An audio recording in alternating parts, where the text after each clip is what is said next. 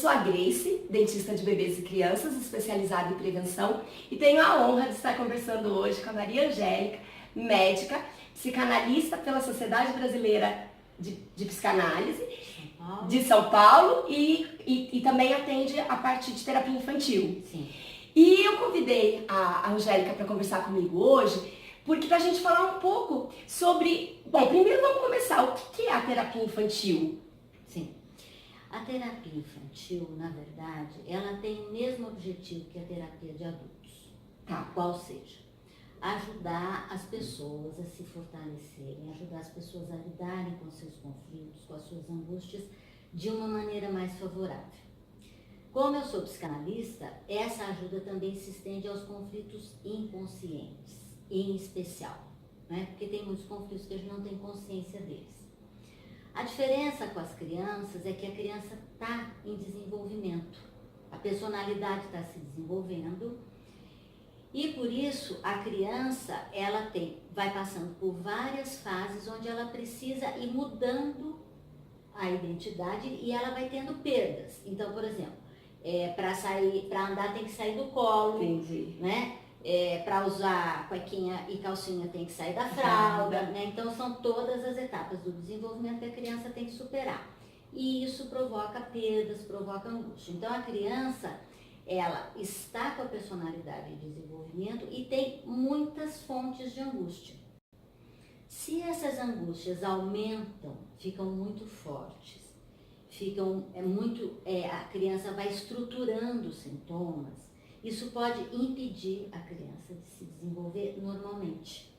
Então a criança, ela está num processo onde ela está se estruturando, entendeu? Então a terapia, ela vai também ajudar nessa estruturação da personalidade.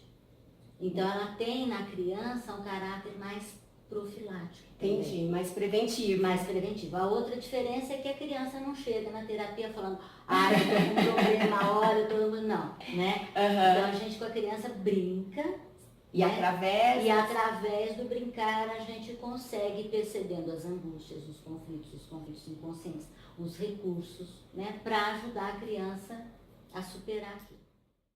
Angélica, eu percebo que essas crianças de hoje têm um contato muito grande, né, com o celular, com o tablet, Então, assim, a agenda deles eu acho hiperlotada, que faz do chinês a esgrima e não tem assim, eu fico impressionada, porque na hora que a gente vai agendar, não pode, porque tem outra hora, tem outra hora, mas assim, uma agenda maluca, né, e eu queria entender um pouco sobre a gente poderia chamar de uma hiperestimulação. O que está acontecendo na vida dessas crianças?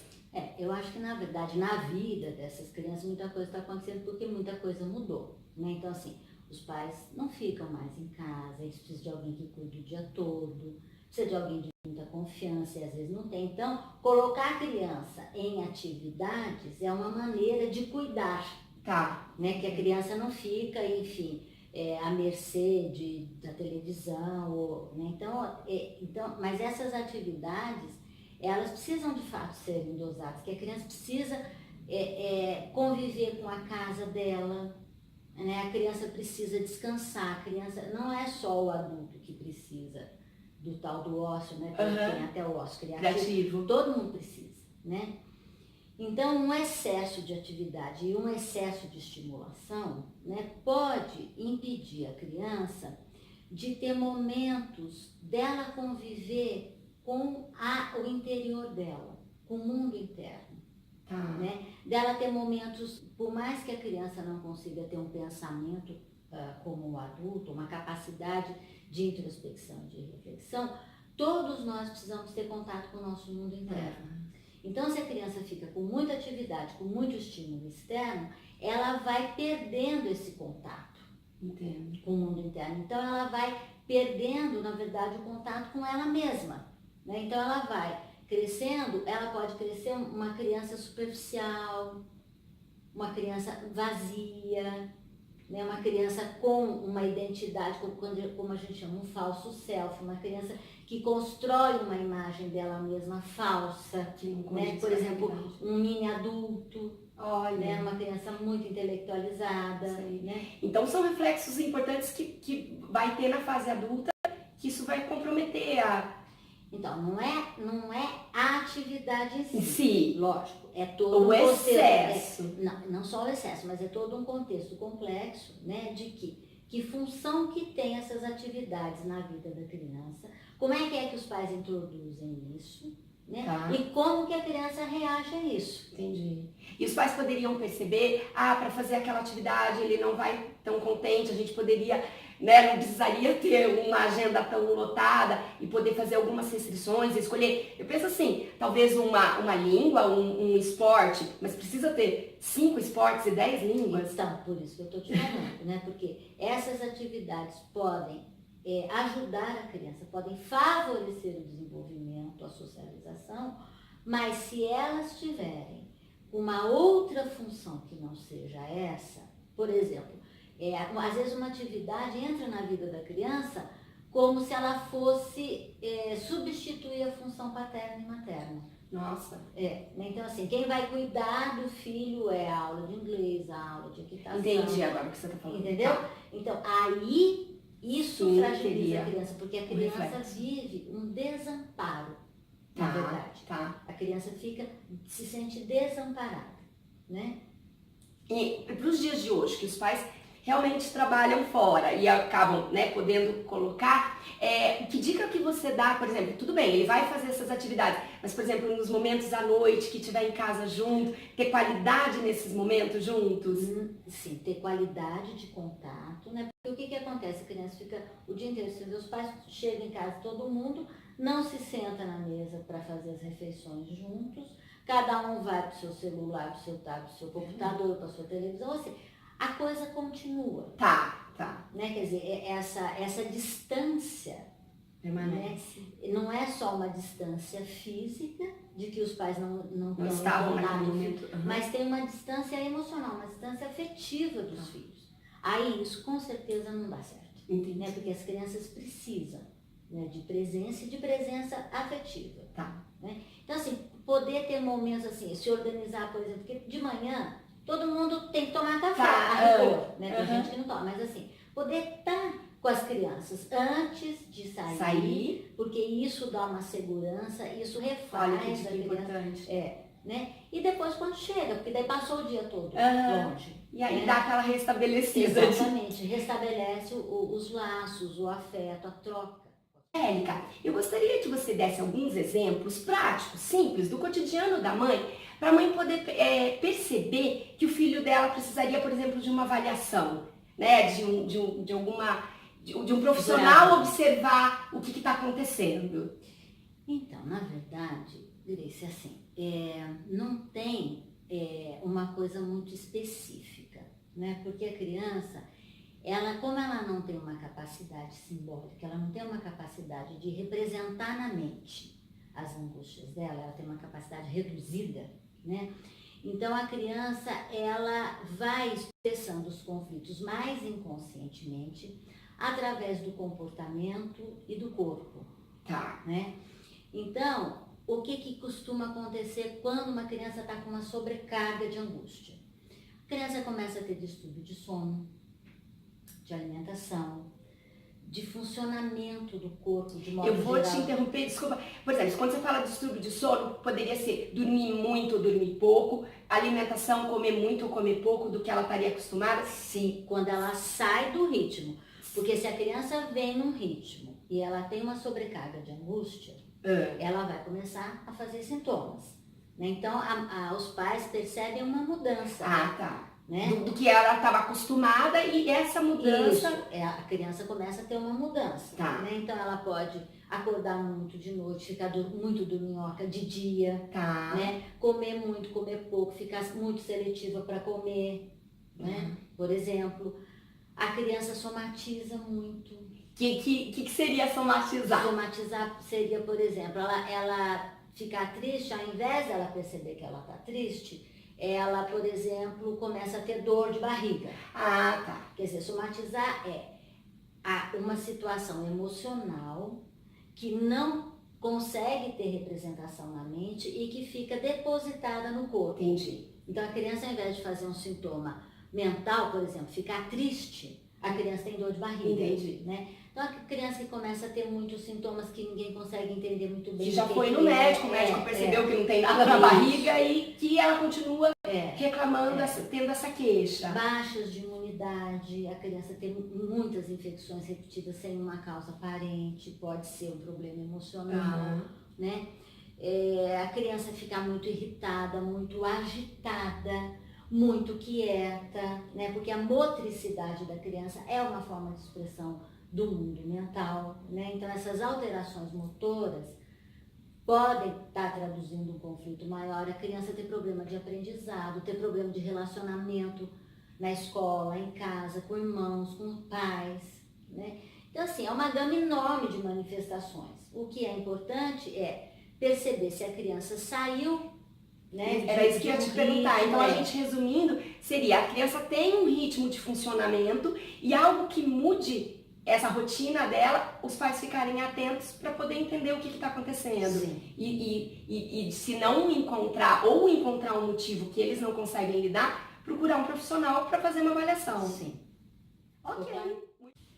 Angélica, eu queria que você desse uma dica para os pais, como aliar o afeto, o amor com a criança, mas ao mesmo tempo a firmeza de impor o limite. E como achar esse equilíbrio? Você tem uma dica pra gente? Então, Cris, na verdade, assim, não tem receita pra nada, claro, em termos de comportamento, né? Infelizmente, porque era facinho ter fórmulas. Então, assim, na verdade, o que eu penso? Que quando os pais conseguem se colocar no lugar da criança, né?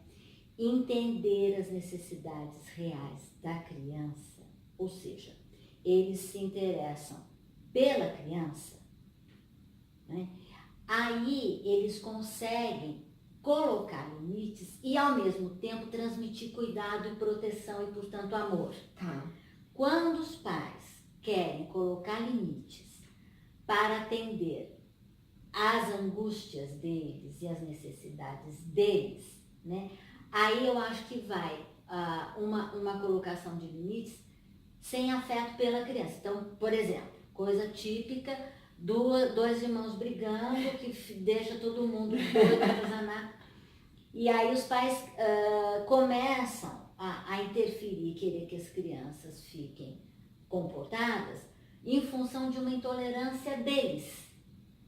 Eles que não aguentam aquilo, tá, né? Sendo que brigar com irmãos é extremamente importante, necessário, saudável, é um treino de agressividade para a vida, né? É importante. Tá. Então, quando esses limites são colocados pelos pais, eles voltados para o próprio umbigo, ou seja, eles não estão preocupados com as crianças, eu acho que aí fica mais difícil, porque a criança percebe. Entendi. Eu acho que a criança aceita mais o limite quando ela sente que aquele limite é para proteger ela. Entendi. E não para atender um desejo dos pais. Então seria a empatia dos pais se colocarem no lugar deles e nessa explicação colocar, eu entendo que você quer tal coisa, mas por tal motivo nós vamos fazer de outros jeitos. Nem precisa falar quando é do coração. Porque já sente. Porque a criança já sente, porque assim, não dá tempo às vezes. Entendi. Né, de ficar dando explicação. A Tá. criança não precisa de explicação, a criança precisa de amor verdadeiro.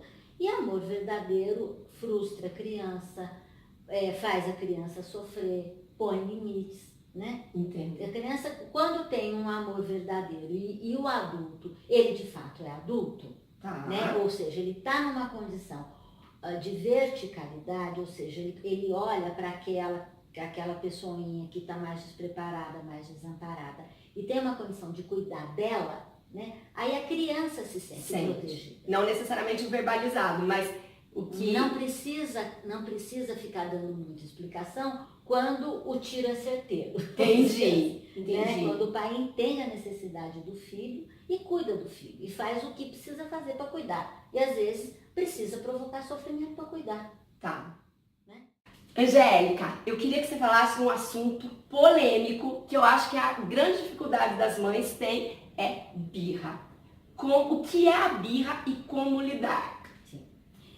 Então, a birra, vamos resumir um pouco, Tá. né? Ela pode aparecer por uma intolerância da criança à frustração, ou seja, a criança não está conseguindo suportar nenhuma contrariedade, então a criança fica muito birrenta. Isso pode ter várias fontes. Agora, a birra, ela tem um caráter normal do desenvolvimento. Tá. Típico de birra de 2 aos 4 anos. E qual é a função da birra? A criança começa a entender que ela é separada dos pais mentalmente. Tá. Ou seja, ela tem um mundo interno que é dela, os desejos dela. Angélica, eu percebo no consultório os pais com uma dificuldade muito grande de, entre aspas, frustrar. Eu acho que na verdade não é entre aspas, eu acho que é realmente frustrar. Então, por exemplo, eu oriento, ele não pode comer doce o tempo todo, a gente tem que restringir a chupeta, a mamadeira, ou até mesmo acontece no consultório da criança pegar um brinquedo que é lá do consultório e querer levar para casa. Aí eu abaixo na altura dela e falo assim, olha, esse brinquedo vai ficar aqui pro próximo dia. O pai fala assim, acho melhor ele levar, porque senão ele vai chorar, ele não gosta de fazer o que ele não quer. Então eu queria que você falasse um pouco desse fenômeno dos pais não quererem colocar restrições, parece que com medo de que a criança não vai gostar mais deles. Sim, sim. Então, na verdade, esse é um assunto super importante, porque o que você está falando? De tolerância à frustração, né? Que é uma coisa que a gente não nasce sabendo, ninguém nasce sabendo lidar com frustração, é um aprendizado ao longo da vida. E o início desse aprendizado é em casa, é na família, com os pais, né? Então, de modo geral, os pais que têm dificuldade de colocar limites para as crianças, eles estão, de uma certa maneira, transmitindo para a criança uma visão deles de como é que o mundo tem que ser. Entendi. Então, uma idealização, ele imaginava isso, que o mundo tinha que não ter frustração. Exatamente. Então, assim, é como se os pais colocassem a criança como o centro do universo, né? Então, tem que ser do jeito que ele quer, porque ele não pode sofrer, né? Ele não pode tolerar a frustração. Isso, na verdade, são os pais que não suportam ver o filho sofrendo. É a dificuldade dos pais de lidar com sofrimento, com os sofrimentos naturais da vida. E que o mundo tem, infelizmente, bem que a gente queria que não tivesse, Sim. mas e esse reflexo desses pais na fase da criança de não deixar frustrar, isso pode reverter mais pra frente na vida dessa criança? Com certeza. Por quê? Porque o nosso maior problema na vida é lidar com frustração. Né? Porque a frustração provoca sofrimento, provoca dor, ninguém quer sentir dor, nem física nem mental. Né? Então, se a criança cresce com uma ideia de que não é ela que vai se adaptar à vida, mas é a vida que vai se adaptar a ela, né? Ela vai certamente ter muita dificuldade de se adaptar à realidade, de se adaptar à vida e de se adaptar à condição humana dela. Entendo. Né? Porque a gente tem limites, então começa por aí. Eu não Das sou do próprias- jeito que eu quero, eu não faço tudo que eu quero, eu queria ter um cabelo assim, ter um cabelo assado, queria ser... Então, né? Já começa Na dessa relação frustração. da criança com ela mesma. Angélica, a vida dessas crianças tá meio corrida, tá meio nesse mundo de hoje em dia, e eu acho que elas não têm brincado. É importante brincar? Nossa, é fundamental, né? Por quê? Porque é justamente no brincar que a criança consegue entender a realidade externa, o mundo externo, né? Que ela começa a imitar a mamãe, começa a imitar o pai, começa a imitar a professora, começa a ter experiências brincando de como que é a realidade. Ah, que interessante. Né? E, ao mesmo tempo, ela lida com a realidade interna dela. Por quê? Porque, através do brincar, ela expressa as angústias, os conflitos. Então, por exemplo, uma criança que vai ser operada, ou vai no dentista, né? Bom exemplo. Se ela fica muito angustiada com isso, se ela tem uma sobrecarga de angústia, você pode ter uma convicção que amanhã ela vai brincar de dentista, a boneca vai ser a paciente. Entendi. Então, na brincadeira, a criança vai conseguindo lidar com as angústias dela, com as sobrecargas, com os conflitos, porque ela vai expressando no brincar aquilo que está acontecendo no mundo interno dela. E seria uma dica, vamos supor, a mãe percebe que a criança vai pela primeira vez no dentista e está tensa. A mãe poderia brincar com ela com esse tema? Sim. Seria interessante, como se fosse um treinamento? Sim, porque é uma chance da criança expressar, sem ela perceber, as angústias, o que tá acontecendo dentro da cabecinha dela. E a mãe até mesmo sentir os receios e poder até avisar Exatamente, o dentista. Olha, ela tá com medo que você arranque o dente dela, ela tá com medo de tal coisa. Porque na brincadeira vem espontaneamente as fantasias da criança. Ah, que interessante. Né? Então a criança, por exemplo, ela acha que, por exemplo, uma fantasia, se eu arrancar meu dente vai sangrar e eu vou morrer. Tá. É uma fantasia que às vezes aparece no brincar. Então, Entendi. se a gente tem a oportunidade de ver isso, a gente consegue ajudar a criança a lidar com essa angústia. Dando uma explicação adequada. Ou e brincando com ela. Entendi. Né? Que é assim que a gente faz em terapia. A gente vai brincando com a criança e brincando a gente vai ajudando. Vai dando a... Isso. Vai ajudando a criança Entendi. a lidar com as angústias, com os conflitos. Tá. Então, brincar é fundamental. E para essas crianças que estão num tablet, num celular, hiperestimulada, em que momento que isso vai acontecer? Porque vai fazer falta para a fase adulta. Com certeza, né? Então, o que acontece? Quando a criança está vendo alguma coisa, né? Ela fica passiva. Tá. Ela fica um receptor de situações, de emoções, de fantasias que não são as dela. Da necessidade dela. Né? Então, o brincar, ele tem uma função de colocar a criança numa atividade dela ter que se expressar, que a televisão, o tablet, o joguinho do celular retira. Então retira uma coisa muito importante, que através do brincar a criança se posiciona na realidade. E eu não sei se tem a ver, mas por exemplo, eu percebo a necessidade do faz de conta, que eu tenho 26 anos de formada. Então assim, no início as crianças mesmo pegavam e faziam de conta que as coisas estavam acontecendo. Hoje eu tenho uma cozinha lá e tem uma torneira, aí eles falam, precisa sair a água. Eu falei, não, vai sair a água de faz de conta. E aí eu percebo que esse faz de conta não tá tão... Por causa disso? Isso, por quê? Porque o brincar ajuda a criança a desenvolver a capacidade simbólica dela. Tá. Então, a criança que brinca pouco, ela pode ter um prejuízo da capacidade simbólica e ela fica muito concreta, como a gente fala. Então, assim, a criança não aceita viver situações na imaginação, que é a brincadeira. Tá. Precisa tudo acontecer na realidade, porque ela tem um déficit simbólico. Entendi. Então seria uma coisa que os pais poderiam perceber, se ela, vamos supor, esse exemplo que eu dei, que ela tá ali brincando e ela quer comida de verdade, não de brincadeira, seria uma dica para os pais de falar assim, nossa, meu filho não tá sabendo brincar do faz de conta, entender esse simbólico, então ele está sendo estimulado de uma maneira muito concreta e muito passiva e ele não está agindo. Então seria uma dica de vamos começar a fazer de conta as coisas, claro que na idade, né? Sim, deixar a criança brincar com a criança. Não expor a criança a um estímulo que tá ali pronto, externo, que ela fica o tempo inteiro olhando para aquilo passiva e não tem troca, não tem interação. E foi o que você falou, e pode nem ser a angústia dela, a vontade dela, a necessidade dela. Então não tem um vai e vem, não tem troca emocional. Tá. É uma tela que tá ali, a criança fica passiva. Essa troca emocional é que revigora o nosso mundo interno e que faz vir à tona a criatividade, a criança fica criativa, ela pensa, mas é algo que vem dela, então ela preenche esse mundo interno. Né? A criança passiva, ela fica como um receptor, ela não tem troca. Né? E aí falta o essencial dentro da nossa condição humana, que é de troca. Tá. Ótimo, muito obrigada. Gostou das informações? Estou super à disposição para qualquer dúvida que você tenha de como seu filho pode fazer parte de uma geração sem cárie. Me pergunte, siga nas redes sociais, que eu estou super à disposição para poder esclarecer as suas dúvidas. Até mais, pessoal. Tchau!